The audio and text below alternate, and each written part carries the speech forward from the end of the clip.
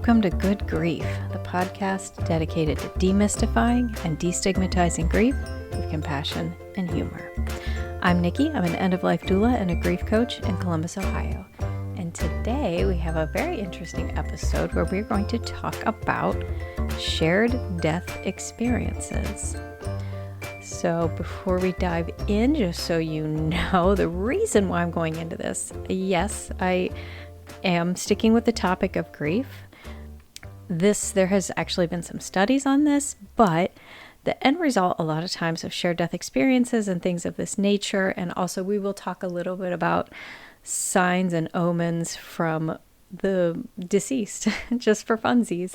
But these are things that have been known anecdotally to really ease the grieving process. So that's kind of why, but a friend of mine, Carrie, hi Carrie, suggested this to me when she had some coworkers talking about this, and someone mentioned there's actually been some studies on this, and I'll get into that as well. This was very timely though, because I was facilitating a death cafe for an organization last week, and the subject came up of signs from the deceased. A popular one a lot of people talk about is cardinals. When they see a cardinal, there's a deep belief in the South that cardinals are deceased family members, friends, relatives, whatever, visiting us. Butterflies are another one. We'll get into those more in a little bit. But we had a nice, beautiful conversation about that. And it's one of those things that brings people so much comfort after a loss. I'll also, real quick, I'll share a little anecdote of my own. I may have mentioned this on this podcast before, but when my brother died in 2015, my family goes on this annual camping trip. We've been going since either I was an infant or before I was born. So this has been going on for like almost 50 years at this point. And it was always my family and another family, some family friends, and it grew over the years as children came, grandchildren came, spouses, it started out with just, a handful of people, grew up to like 20 people at one point, and in the last few years, it's just been me and my mom and dad. But the first year of that camping trip, after the same year my brother had passed away, my mom and I decided to walk around the campground after dark. It's kind of fun to see how people set up their sites and, different lights and fun things, whatever. But it was nice to go for a little walk after dark.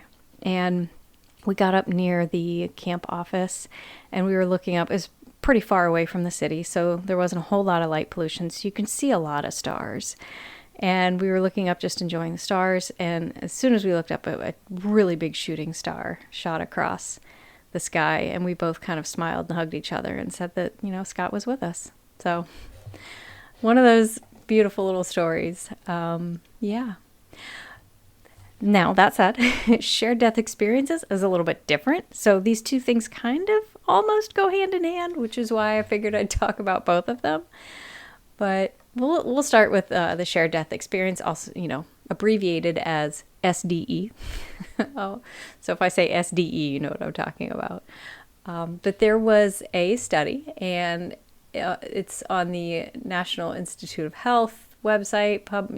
I'll link it in the description. You can go, and there's other articles and studies below that you can jump into. There are links there that are similar. Feel free. I read a couple of those. Are very interesting, but it's super short abstract on shared death experiences and end-of-life phenomena that's reported by caregivers and loved ones. And with this, it's mostly anecdotal evidence, right? But they did do a study with reports from 164 different people. So not a huge study, not thousands and thousands of people, but big enough, to say something about this. But basically, what this was talking about was experiences of people remotely sensing a death, like you're, not with a loved one and you feel that they are suddenly not there. You can just feel that they're gone. They're gone. Even though you didn't witness it, you're not there. But there's also such things as witnessing unusual phenomenons, feelings of accompanying the dying. There's a really interesting anecdote I will read here in a minute about that specifically that was incredibly fascinating. And just feelings of assisting them, helping them in some way move on. I've anecdotally myself, I've heard stories of people in my work as a doula who say, I was with my mom and I came into the room and I held her hand and I said, it's okay to go. And she died. So there's a feeling of I've done something to help push them onto their transition, which I think is absolutely beautiful. And there's so many different conflicting things with that. Like I've heard people say, I kept telling mom, it's okay to go. And she just hung on for days.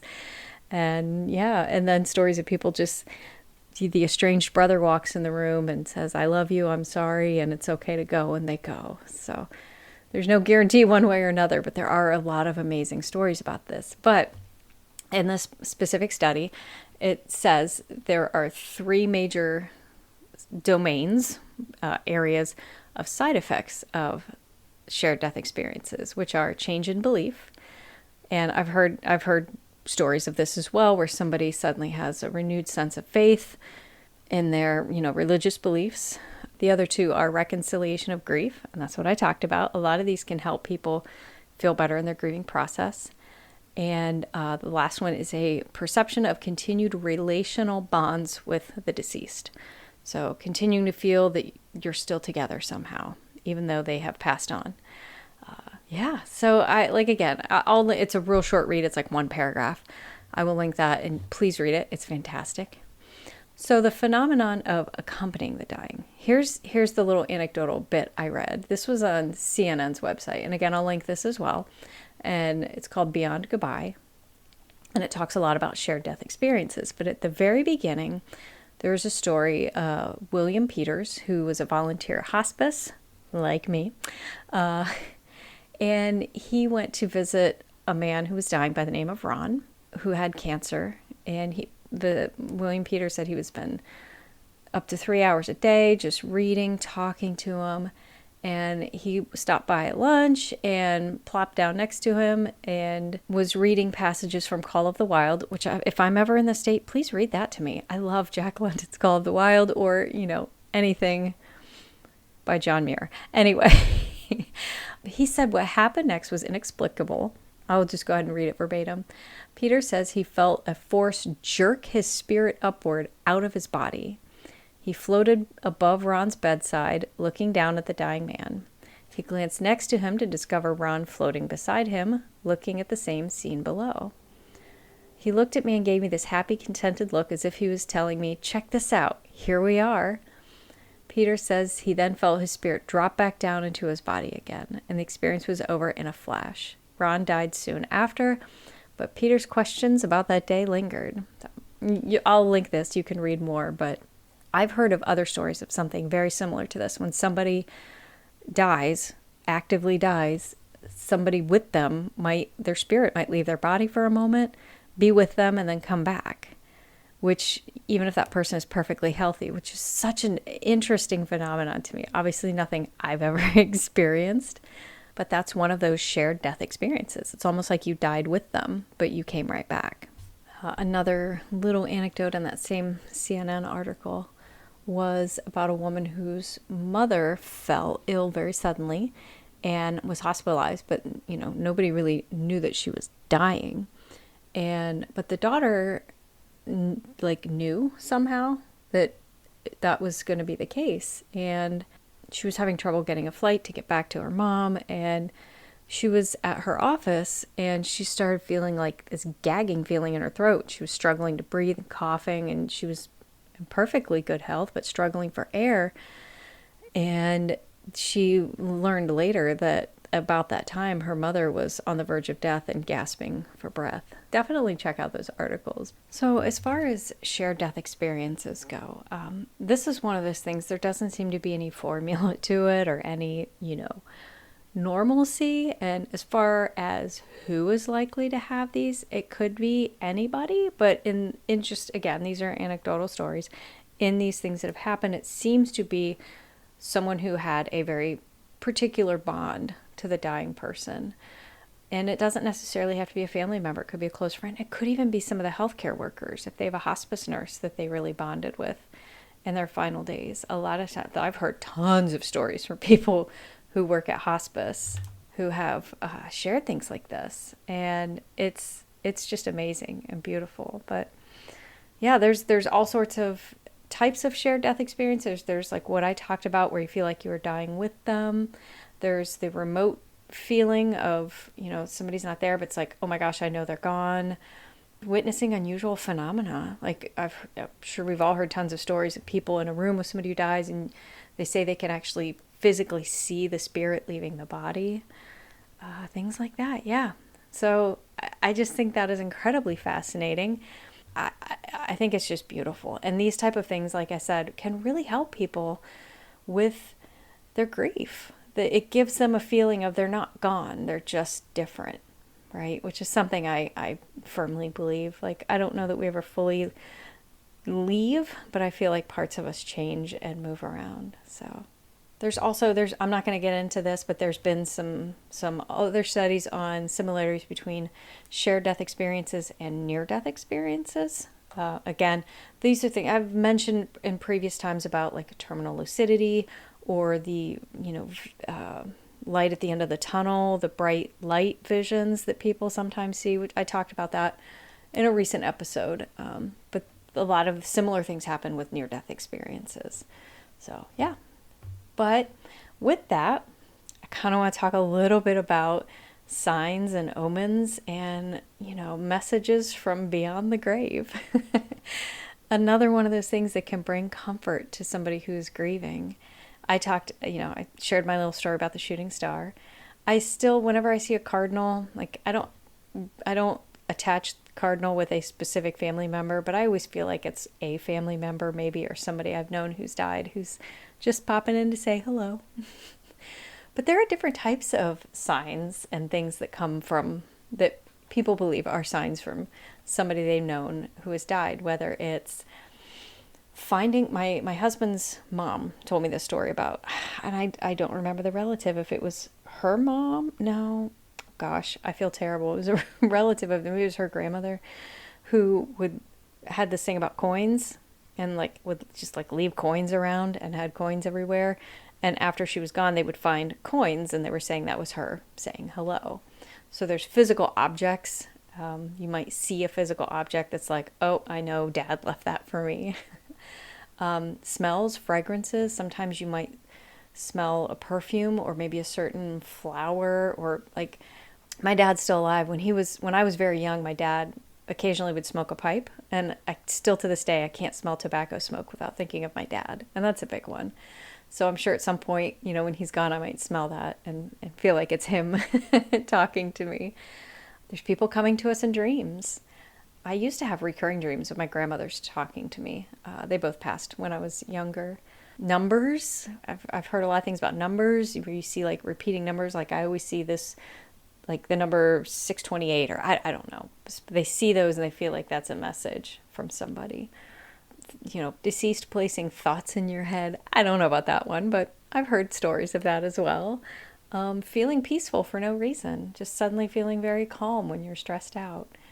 But another big one I hear a lot about is butterflies. Butterflies and cardinals, I think, are two big ones. But I hear a lot of times butterflies are believed to be a deceased one's way of communicating. And funny enough, so I was at a memorial service last weekend for a former client of mine who had passed away earlier this year. And while we were, while everything was going on, her hospice nurse was there, who was just the most delightful man. And I was so happy to see him. And he was sitting in front of me, and a butterfly flew in and landed on his shoulder. And all of us were like, what? We hyper focused and we were pointing look, oh my gosh, she's here. Which I just thought was super cool. So I've actually seen that. A lot of times people talk about reactions with their pets. If it's, the loss of a partner or somebody within the household, their pet might still act the way they acted when that person would come in the room or come home, which is just another one of those beautiful things. But there's so many little signs and symbols that we can take. And if I were to just give you one thing to take away from this, it's whether you believe in these things or don't, it doesn't matter. If these things happen and they make you feel better, that's what's important. Okay? And if you do firmly believe in them, great. That's wonderful. And, I hope that these things will give you a sense of peace and a sense of less grief, shall we say. So that's about it. I'm not going to say what you should or should not believe and what I do and don't believe, but these are just stories that I hear so much from so many different people, and you probably have your own and have heard your own as well. So I'd love to hear about them. I've been posting this podcast on my social medias, and I would love to have conversations. So please, pop onto either my Facebook, Instagram, Twitter. Heck, I've been posting these on LinkedIn. And just tell me what you may have seen or experienced that you thought was a message from a deceased loved one, or something you experienced during somebody's death. I would love to hear about it, really. Okay. So with that, then, we're at the end of the episode, and it is time for the Death Deck. Woo. Okay.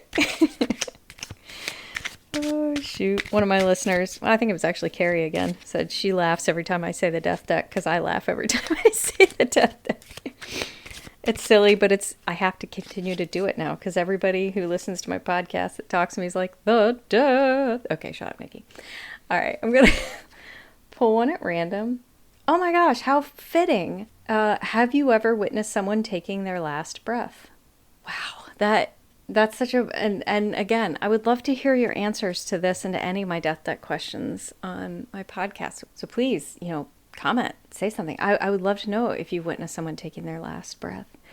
As an end-of-life doula, I can say it is such an honor for me to be part of such an intimate and sacred space with people and to witness somebody's passing who might not even be a relative or somebody I know. It's an honor for me, and I'm just beyond humbled that people allow me into that space. So thank you.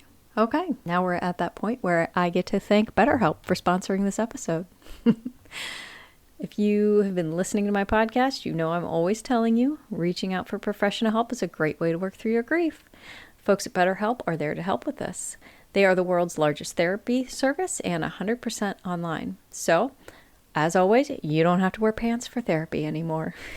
You can tap into a network of over 25,000 licensed and experienced therapists who can help you with tons of different issues. To get started, you just go to their website, answer a few questions about what you need, what you like, and they will match you up with the perfect therapist for you. You can talk to a therapist however you're comfortable, text, phone, chat, video, whatever. You can even message your therapist at any point in time. You can schedule live sessions when it's convenient for you. So if you need to have therapy at 3 a.m., that's totally up to you. I would like to meet the therapist who's working at 3 a.m., but that's neither here nor there. If for any reason you don't like your therapist, which that happens, I've had some bad ones, you can switch to a new one with no additional cost. So you can get the same professionalism and quality you would expect from in-office therapy, but with a therapist that's just picked out for you. Scheduling flexibility and more affordable price. You can get 10% off your first month if you go to betterhelp.com/Nikki the Death Doula. And that's BetterHelp, HELP.com/Nikki the Death Doula. Okay. Guys, thank you so much for tuning in this week. Don't forget to follow me on Apple, Spotify. Apparently Stitcher's no longer a thing. I just got a notification that my podcast was being taken down because Stitcher is going away. So if you're listening on Stitcher, you better download another podcast listening app. I recommend Spotify. It's what I use. Anyway, please leave reviews on any of those. Spotify, you can do the little stars. I don't know if it'll let you write written reviews yet. I don't know. I'm not very smart with these things, but apparently Apple Podcasts is the best way to leave reviews. I have an old iPad I use to log on just to give people nice reviews. So do that for me. I'd appreciate it. Join the conversation on any of my socials. I'm Nikki the Death Doula on all of them, and you can find me at nikkithedeathdoula.com. And if you want to get bonus content or see some of the videos with interviews I have, you can go to my Patreon page, patreon.com/Nikki the Death Doula. You're sensing a theme here, right? Okay. I would love to have your support. It would help me out immensely. I make $0 on this podcast as of right now. Even these sponsorships I get, they don't pay out unless somebody uses them. So this is really a labor of love. I'm not in this for the money. Would it be nice to make some? Of course it would. But I'm doing this because I love all of you. But I would also love money because paying bills is nice. Okay. Shut up, Nikki. Thank you guys so much for tuning in. I hope you have an amazing week. And as always, remember, your grief is yours. Your feelings are valid. And grief doesn't always have to suck.